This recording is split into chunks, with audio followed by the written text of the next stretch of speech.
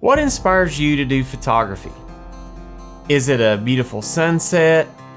Is it knowing you're going to be visiting a national park or beach somewhere? When is it that you really find yourself wishing you had your camera? Is this idea of inspiration something we can even pin down? Or will it remain this random, elusive mystery forever? Well, today I'm going to share with you 3 tips that just might help you find inspiration the next time you feel a little uninspired. So stick around. This one's going to be short, sweet, and well, inspiring.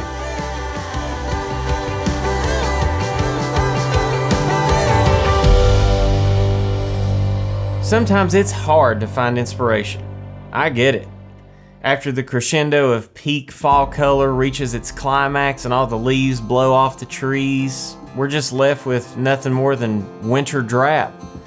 Add a little chilly wind to the mix and some overcast skies, and I'll be the first to admit, I just want to set the camera down and pick up a cup of hot cocoa or coffee, maybe a mocha, maybe a mint mocha this time of the year, right? So what sparks inspiration anyway? I've put a lot of thought into this after last week's episode where I discussed 3 real reasons that we do photography. What I came up with may surprise you or it may not. So here they are. Number 1, look for transition. Number 2, look for the unfamiliar. And number 3, look for an event. What got me thinking about this is I wondered, when was I most active with my camera as I look back over this year? And what I found is I think humans, by our nature, get bored rather easily. So in the dead of winter, we just long for the spring and some color, right? And if it's in the high noon, middle of the day, we're just longing for sunset. If it's pitch dark, we're just longing for sunrise. We just kind of get bored being in our current state of where we are. And so when I was most active with my camera this year was, of course, in the spring, and then again in the fall, with some other areas of transition in the middle. So let's talk about those a little bit. So transition could be as simple as going from daylight till dark. The colors are amazing during that transition. Or going from land to sea. That's an obvious one. I mean, look at the way that the waves crashing on the rocks or licking up on a beach just absolutely draw us to it. Or going from high to low drastically, like standing on top of a mountain or standing on the rim of a canyon, and within a few feet you could drop 1,000. It just seems like these types of transitions are really what draw us in, and often, if you pay attention, that's what causes us to grab our cameras. So can you think of times of transition or areas of transition that you are drawn to? And you can post those in the comments below. I'd like to kind of see what some more of these types of transitions that we can identify. But obviously the transition of the seasons is a big one. But there's some more out there that are really subtle. Can you think of any more? Now when it comes to going into the unfamiliar, again, we're talking about getting bored. If you live in the Midwest, you long for jagged mountain peaks, or maybe you want to be island hopping somewhere. And if we live in the desert, we're just longing for anything green. And I grew up in Appalachian, Kentucky, and to me, it's really cool to go and see areas that are less green, like in the desert. But we just get really, really used to being in one spot, and we long for something else. And we kind of almost can even take for granted some of the beauty around us.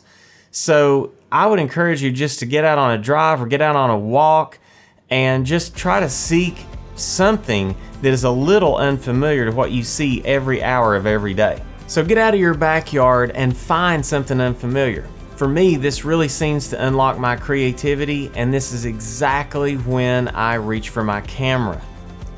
Finally, look for an event. This could be as simple as a fresh blanket of frost or snow on the ground. There's nothing like a weather event to really change things up again, right? And do you see a pattern developing? It's all about that human nature of becoming complacent and becoming bored. But there's nothing like a weather event to happen that really kind of stirs you and gets you inspired to go out and shoot. Like even if we have a huge rain, think about the resulting waterfalls and creeks and streams around you. So just kind of be alert and pay attention if there's any kind of a weather event, because the clouds can be really dramatic and give you something interesting and inspiring to shoot in the sky. The precipitation itself can create conditions that change things up. So really be looking for an event, and chances are if you find one, you probably will find some inspiration to shoot too. Even when you think there's absolutely nothing inspiring or no reason to get out there, let me encourage you to just take your camera and go. Go for a drive, go for a really long walk or a hike somewhere that you haven't gone before. Because even if you go out there and come back and you still haven't been inspired, then hey, look on the bright side. You've burned some calories, right? And you've got some oxygen going. You've probably given your mind some time to think about things. But every single time you get out there, believe me, you're not wasting your time, and here's why.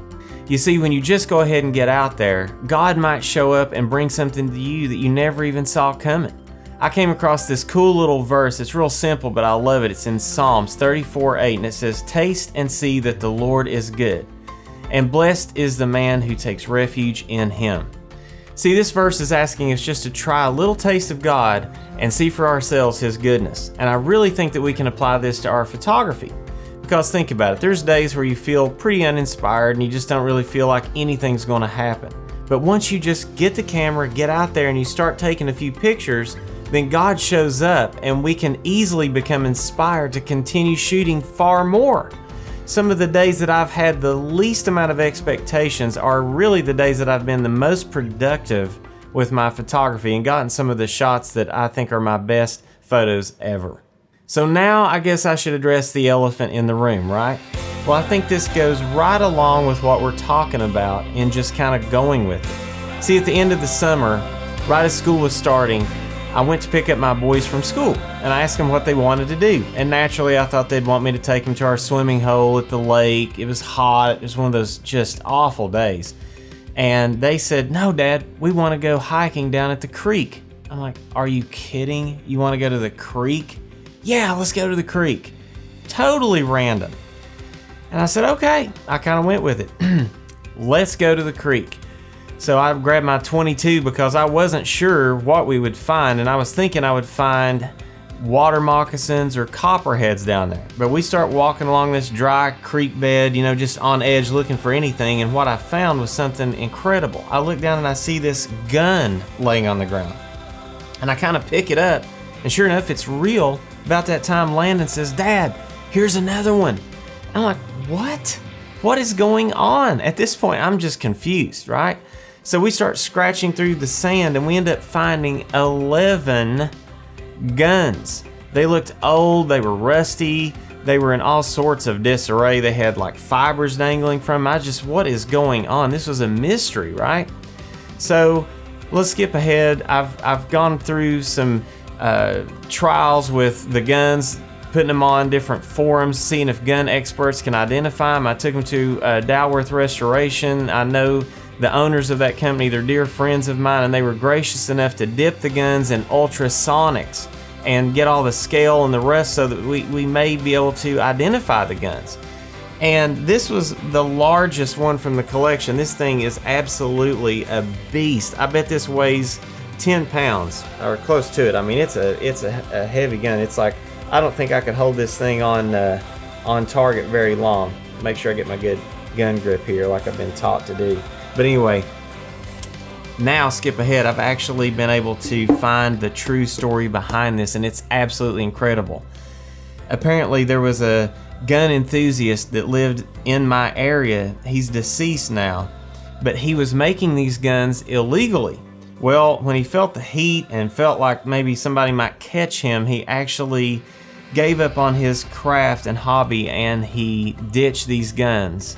And it just so happened that my boys and I were hiking in that exact same spot to find this incredible haul of guns.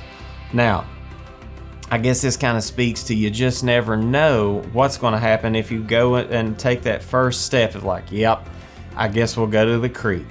Who would have thought that we would have found a treasure of old, crazy guns. Some of them had snake embellishments on the back of them. It looked like the guy really put a lot of time and effort and energy into this thing, but what a find. Now, I'm not saying that every time that you go on a hike, you're going to find buried treasure, but I guess it just shows God's sense of humor in the fact that I was expecting nothing except snakes. But I got snakes, but they were in the form of chrome embellishments on historic guns that we found in the creek instead. So you just never know. I would say, get out there and take your cameras because, at the very least, when you don't feel very inspired, God can come through and give you some inspiration. So guys, I hope you found this video to be inspiring and valuable. If you have, please consider subscribing to my channel and click that little bell so you'll know every single time I go live with another episode. And click like for me and share this video with your friends. Now, I want to know what inspires you to do photography. Please post in the comments, because if I've missed something, talking about transition, talking about finding unfamiliar places or looking for events that might give us something inspiring to shoot, what inspires you, or what can really make you get your camera out and go out and shoot? I really want to know. Now, this episode is going to drop sometime before Thanksgiving or around Thanksgiving. So as you're traveling, I just want to wish you all a happy Thanksgiving. Take your cameras, especially if you're traveling somewhere, and get out there and maybe shoot something.